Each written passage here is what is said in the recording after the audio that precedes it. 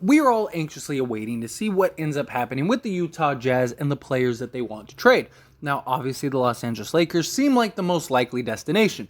They got the largest contract you could have that's expiring in Russell Westbrook. Utah's got to move off of several guys, not just one, and so it makes a lot of sense to inherently do a trade between the Lakers and the Jazz, get something done. Utah wins, they get a draft pick. Lakers win, they get off of West, and also pick up, say, 3 guys. Something like a Bogdanovich, Conley, Jordan Clarkson, or a Beasley, or ideally Jared Vanderbilt. There's the reports that the Jazz and the Lakers are kind of at a standstill when it comes to Vanderbilt, and that the Lakers want him, Jazz want to keep him, which makes all the sense in the world, right? Utah's trying to rebuild, so they want to keep as many young guys as possible. I do think Beasley is a lot more obtainable, especially from the Jazz's perspective, than a Jared Vanderbilt, because I just think Jared Vanderbilt offers more upside as well as flexibility, and even though he's not a great shooter, can be learned. He has some promise, and he's a guy that's just that high energy, high motor. Again, can play multiple positions. He's got 6'9" size with good wingspan, just high energy. So I understand why Utah would want to keep him for a potential rebuild, but they really got to move off some of these veterans. It's just Utah's demand and request for these players are ridiculous. They want essentially a first-round pick for every player they have, and it's just not going to happen. Somebody like a Beasley, something like a Vanderbilt, yes, I could see that. But Bogdanovich, who's legitimately giving up a first-round pick for Bogdanovich at 33 years old is an expiring contract, so do you want to run the risk of him just leaving? Unless he goes to a place that he actually wants to be in, something along those lines. What are the Jazz getting back in return as far as a player goes? Because the Jazz can't do a one-for-one swap. So which teams have player exceptions, trade exceptions that they could absorb somebody and that's large enough for you get what I'm saying? It becomes very complicated for the Utah Jazz. And not only is it extremely complicated, the Jazz have to move off these guys. So because they have to move off of them, it just makes the asking price even more extravagant. Because if you're a team in the NBA, you're looking at it as why would I give you what you want when you have to get rid of these guys? Teams aren't just going to help Utah for the sake of helping Utah. But overall, when it comes to this trade and whatever ends up happening, I do think sooner or later Utah's going to come down on their asking price, especially as we get closer to the trade deadline. Lakers are being smart, just standing pat, staying patient, and that's good. But what if a trade doesn't work between Utah and the Lakers? Or what if, let's say, a trade is out there, which the Lakers could meet, but they want to give up both first, and it's just do the Lakers do that? Or do they look to start exploring the New York Knicks trade? Now, New York really wants to do a lot of the same things that Utah does. They want to move off of some contracts, move off of some guys, some veterans, to build that space for the newer players, right? They want to clear roster spots for their young guys. Grimes, McBride, Quickly, guys like that.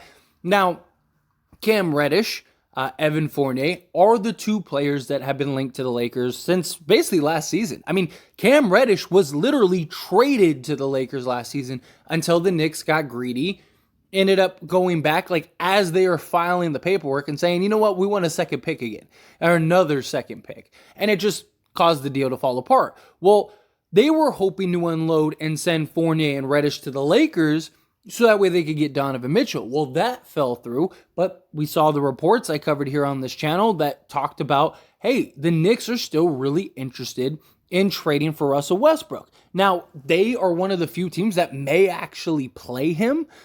They wanted Russ even prior, if they did the Donovan Mitchell trade, before it was a 3-team discussion. The Knicks and the Lakers had conversations about Russ being traded, because if they got Donovan Mitchell and, RJ Barrett was still on the team, they needed to unload, a Evan Fournier, Cam Reddish, a Julius Randle, which I absolutely do not want. But at that time, that was actually part of the discussion, right? Julius Randle going back to the Lakers. You find out a couple days later that the Lakers were like, absolutely not, we don't want Julius Randle. But at the time, that was a talk that was going around.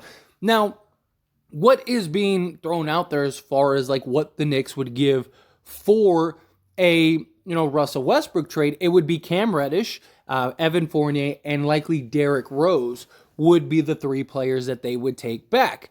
Now, the reason this might be the best alternative is because the Knicks, they would do it without having to take on a first round pick. So the Lakers could actually keep their 2 firsts, assuming that turns out to be the end result. But based on reports, like the Knicks just want to unload these guys. They want to unload Fournier's salary.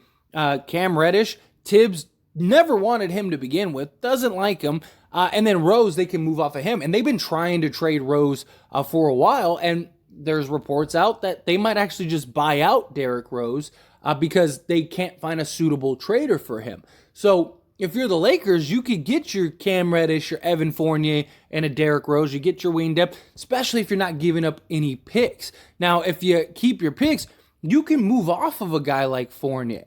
That's a big thing too that would be beneficial for the Lakers. I just think if you don't have to give up picks, I think the Knicks deal might be the best deal, which you're hugely benefiting New York, and they don't want the picks based on the reports. I mean, obviously they do. They're going to ask for them, but I'm saying like that's not the be all end all.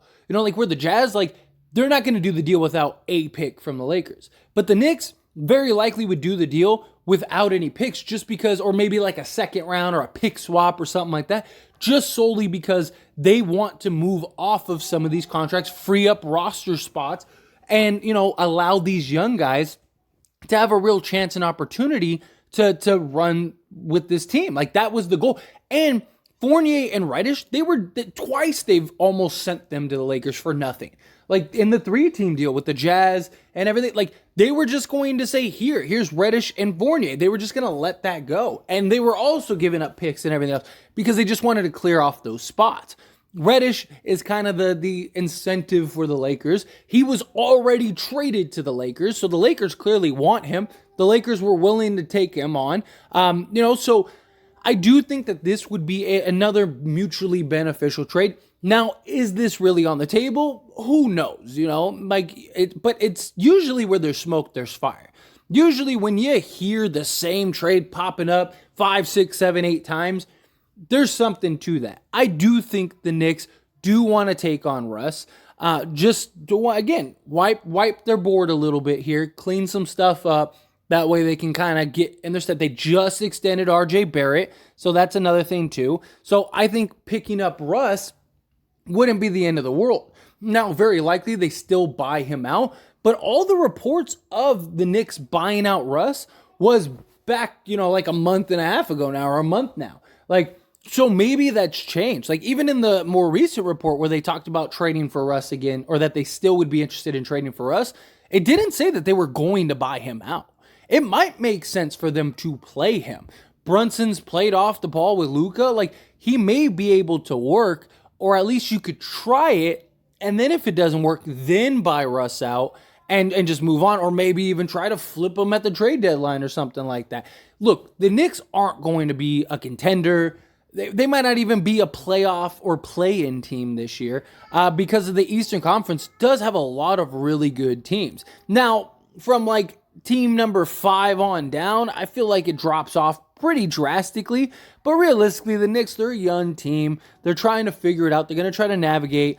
I just think that Russ would basically guarantee you into the playoffs, or at least the play-in, because I think that him with the pieces that they have, he's going to get you some wins, which would be good.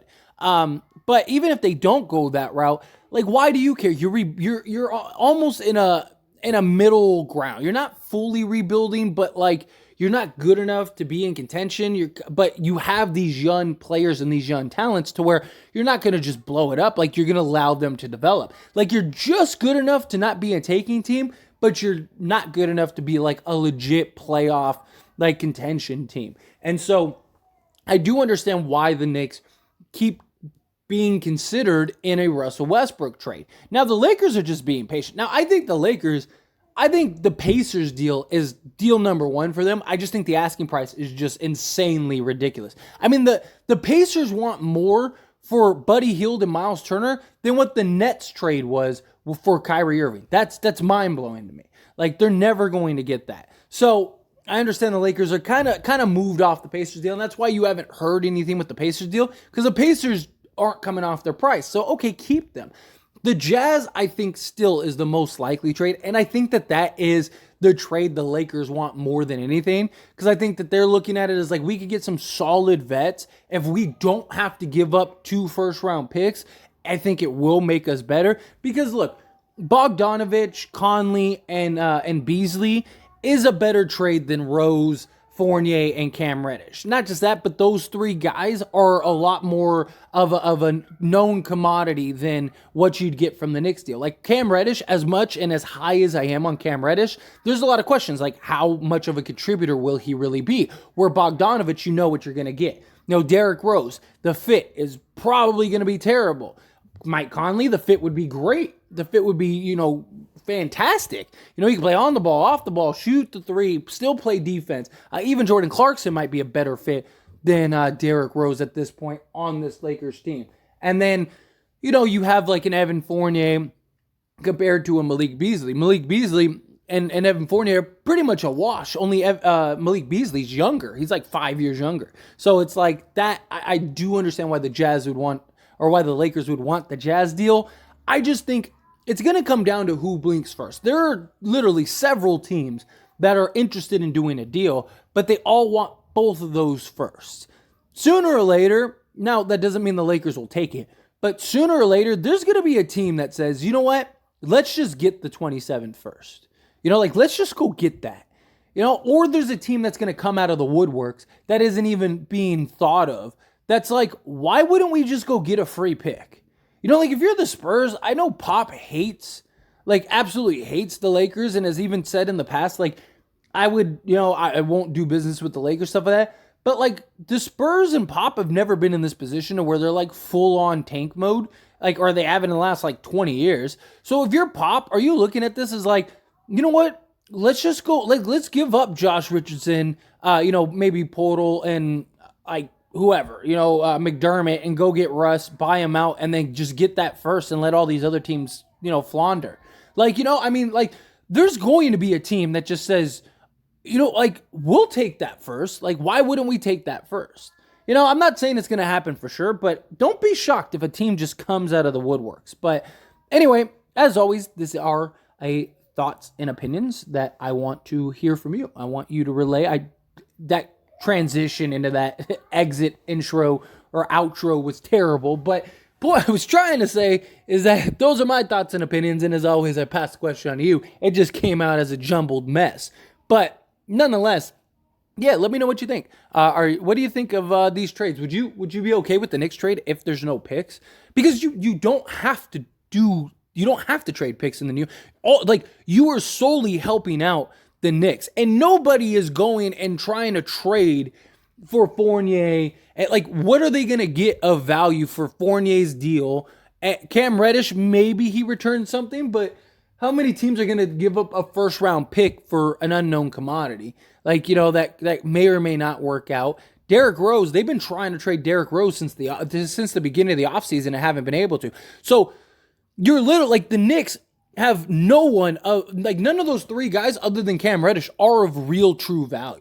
I know somebody's going to be like Evan Fournier. Look, I am high on Evan Fournier. I've said I would rather have Evan Fournier over Buddy Hield on several occasions, even when people call me crazy. But I'm like, if you look at the numbers, Evan Fournier is a better Buddy Hield overall. He just doesn't have the volume that Buddy Hield has, but defensively, he's actually pretty solid. He shoots a better percentage from the field and from 3, and he shoots almost the same. They're not that far off.